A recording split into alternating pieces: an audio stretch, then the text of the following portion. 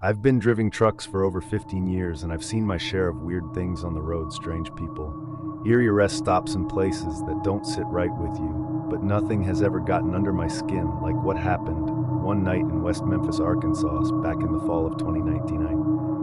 I was hauling of produce from Dallas to Nashville running late, so I decided to stop for the night at a truck stop just off I-40. It wasn't my first time. They're a flying J off the highway near an old rundown diner called Roy Not the Worst Stop. But something about that always felt off. My dog Noodles, a scruffy old mute who's been my co-pilot for years, sat up in the passenger seat sniffing the air as I pulled in. Normally he'd just curl up and sleep, but tonight he was alert, tears perked up. I should have taken that as my first warning. The lot was half full, a handful of rigs sidling on the crisp October night. It was quiet, too quiet for a truck stop. No sounds of chatter nor rumbling engines, no music from an eerie cab, just the hum of the streetlights buzzing overhead. I clammed out.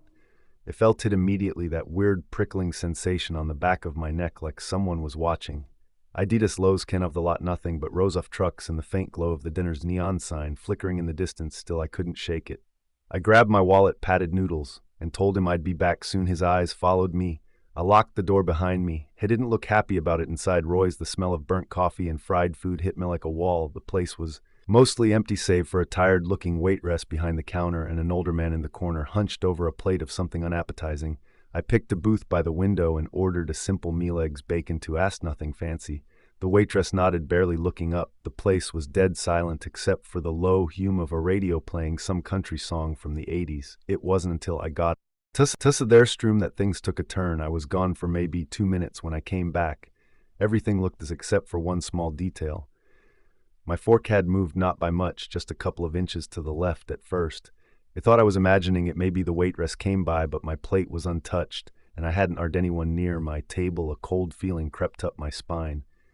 I looked around. The older man in the corner was still there, staring down at this plate. The waitress was behind the counter, jotting something down. Noodles trying to shake it off. I sat back down and finished my food quickly, but the whole time I couldn't stop glancing around, that uneasy feeling pressing down on me. I paid my bill and left back at the truck. Noodles was pacing in the cab, whining softly. Relax, buddy, I muttered, unlocking the door. But as I climbed in, my eyes drifted past the lot towards the edge of the trees beyond the gas station. And that's when I saw a figure barely visible in the dim light, standing just at the tree line, too far to make out a face, too still to be just some random guy stretching his legs. He was watching me as at there. Frozen, my hands still on the door handle. Then he moved, not towards me, not away, just as low, unnatural shift, like he wanted me. Togno, he saw me too. The air inside the cab felt suddenly suffocating. Noodles growled low in his throat, his fur bristling. I locked the doors. The figure stayed for another few seconds. Then, without warning, he disappeared into the woods. Not walked, disappeared. I didn't sleep that night. The next morning I was still shaken. I debated whether to report it to someone, but what would I even say? Some guy stood in the woods last night and stared at me. Instead, I went inside the Flying J to grab a coffee before heading out on a whim. I asked the cashier, an older guy with deep lines on his face, if he'd ever seen anything weird around here. He sighed and rubbed his chin. Now and then, solo truckers mostly say they see someone lurking, messing with their trucks. Police never find him. That cold feeling came back. It told him about my fork, about the figure in the woods. His expression didn't change. You check your food, hesked after a moment. It felt my stomach drop. What do you mean? He sighed again. A couple of years back, some guy was drugging food in the dinners, lipping stuff in drinks and meals, never got caught. But after the cops got involved, their report stopped until a few months ago. It felt sick. I hadn't noticed anything weird about my meal. It felt fine. But a fact that someone had been at my table, had touched my food while I was gone. It thanked him and walked back to my truck, feeling like my skin was crawling. Noodles was still wunged, his eyes darting towards the woods as I climbed in. I didn't was tinny time. It fired up the engine and got the hell out of West Memphis. I don't stop in West Memphis anymore. Before we dive into the next story, if you're visiting our channel for the first time, forget the subscribe button and turn on the bell icon to stay updated with our upcoming scary stories. My name is Eric Donahue. I've been a delivery driver for the last 8 years, mostly running overnight routes through Arizona and Nevada. I've had my fair share of weird encounters, people walking in the middle of the road, distant lights in the desert that don't make sense, but nothing comes close to what happened on Highway 93. This was about a year ago in late September. I was making a run from Phoenix up to Henderson, Nevada. If you've never driven that stretch, let me paint a picture for you. It's long, dark, and empty. Most of it is just desert and open highway with a few small towns that feel abandoned after sundown. You could drive for miles without seeing another cart that night. It was around 1 a.m. and I was cruising along listening to some late-night talk radio to stay awake. The road was dead. No car. Ahead, no headlights in my mirrors, just meet the highway, then out of nowhere, a car came up fast behind me. It was a silver stand, maybe a Honda or a Toyota, and it was flying. I remember thinking the driver was either drunk or desperate to get somewhere. It swerved slightly. As it approached, then settled into the left lane to pass me. That's when I was aware the woman in the passenger seat, their face was pale, almost too pale under the glow of the dashboard light. Sheer eyes were wide, unblinking, locked onto mine as the car pulled up alongside me. Her mouth was slightly open, like she wanted to say something but couldn't. I glanced at the driver, but I couldn't make out much, just a dark silhouette, hands gripping the wheel. Then in a split second, the car sped up and pulled ahead, disappearing into the darkness. Now weird things happen on the road. People drive erratically, passengers do strange things. It told myself she was probably just tired, maybe even messing around. But about her face is stuck with men. I just fear it was something else, like she was trying to warn me. I kept driving, shaking it off. Maybe 15 minutes passed. I hadn't seen another vehicle since, and then headlights in my rearview mirror coming up fast. The same silver stand, it blew past me again, the same as before. But this time, the woman's face was different, still frozen in fear. But now her mouth was open, wider, like she was silently screaming. And then just like before, the car sped off, vanishing into the night. At this point, I was awake, fully awake. My hands were tight on the wheel, my skin prickling. There was no way I had just imagined that is slowed down slightly, scanning the road ahead, half expecting to see the car pulled over or wrecked in a ditch. Nothing. Another 20 minutes passed. The radio was just static. Now I had shut it off without realizing it. I kept checking my mirrors, waiting for those headlights again, but the road stayed empty. Then, just as I started convincing myself it was over, the headlights appeared, the same damn cart this time. It didn't speed past me, it stayed behind just far enough that I could barely make out its shape. I couldn't do this anymore. I grabbed my phone and called 911. What's your emergency? I felt ridiculous even saying it, but it told them what happened, that a silver stand had passed me with passenger seat, looking terrified. And now it was following me. The dispatcher was calm and asked for my location. I gave it to her. Sir, there are no reports of any vehicle matching that description on your route. That didn't mean much, but it unsettled me anyway. She told me to keep driving toward the next town. Kingman wasn't too far, and that an officer would be on the lookout. It thanked her. Humped my mirror. The car was gone, not pulling off to the side, not slowing down, just gone. I must have checked my mirrors. It's every 10 seconds for the next hour. Nothing by the time I reached Kingman. I pulled into a gas station just to breathe. For a second, the lot was empty except for a trucker fueling up.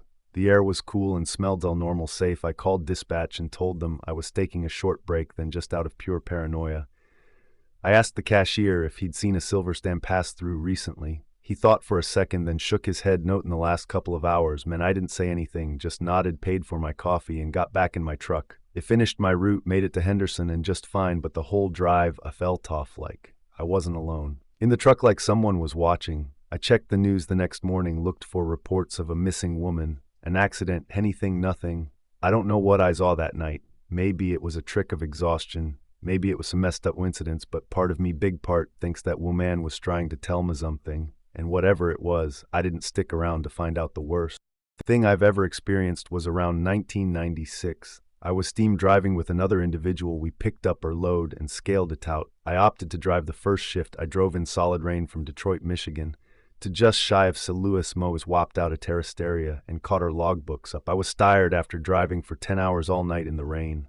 One thing I'll never forget was before I started driving that night, the other driver, we'll call him John, said to me before going to sleep, if we get killed, I'll come and haunt you. He said it with a smile and zipped up the curtain to sleep after swapping seats. I beat up the curtain and put a movie on to fall asleep. My cousin Vinny. The thought that crossed my mind often while in the bunk was what I would do if we were going over an embankment or a cliff. My best decision was to hit the deck, get as low as possible, and pray while watching the movie. I started drifting off to sleep. It was maybe 45 minutes later when I woke up to John saying, hang on. I could tell that we were weaving or something wasn't right. They yelled again, and I hit the floor praying hard. Were we going over a cliff? I couldn't see the front because the curtain was zipped closed. The next thing I felt was the entire truck vibrating for a split second. I could tell there had been a violent impact. The strange thing is that there was no loss of forward momentum from the impact. We were near full GB of 80,000 pounds. I'll never forget that sound and feeling as long as I live right after the impact. It happened. So vast I didn't even know what had happened. We had slid in wet pavement, gone airborne in the median, and ended up in oncoming traffic west of St. Louis on I-5544, just west of a way station. After hitting a vehicle head on, our semi had flipped over and was now facing east. Suddenly, everything was quiet. I was in shock. John asked if I was okay. I said, yeah, let's just get out of here. I smell smoke. I had sitting on the passenger side of the floor during the wreck. No, the roof was a door for me to crawl through on my right. Johan soon followed behind. Whether I was standing in my socks on a wet highway mixed with diesel fuel. Smoke was coming from the hood, which was barely recognizable. I wasn't even awake enough to comprehend what had just happened. I remember people running to the white pickup truck we had hit head-on with fire extinguishers. It was like I was in a dream. I couldn't comprehend what was going on. I remember shivering with blood coming from my hand and mouth. When I got myself together, the fire was out. The next thing I remember was an ambulance attendant talking to someone on the passenger side of the white truck. I could tell she was consoling the person. As I mouthed the words I knew with a compassionate face. The next thing I knew, John and I were in an ambulance headed for the hospital. I was looking out of the back doors through the windows. We're pulling away. I started crying uncontrollably, trying to imagine the fear that the people in the white pickup must have felt seeing this semi coming right them. I purposely left out a few gory details that nobody should ever have to see or even hear about when we got to the hospital. I learned that all three in the truck hadn't made it, a man, his wife, and their 4-year-old daughter. It felt the same kind of guilt as the gentleman who mentioned giving CPR to the driver on the ground in a previous comment. Why did I survive a horrific accident that killed 3 people? I'll never forget the smell that morning standing in diesel fuel mixed with rain and smoke. As it turned out, that stretch of highway was nicknamed Blood Alley because of the deep grooves in the road. It had been the site of many accidents. Many months later, I drove through that spot and saw they had patched that stretch of highway. I wish it could have been done sooner. It was very painful to bring this up after all these years, but it serves as our reminder to give driving 100% of your focuses, especially now with people texting, eating, and reading while driving.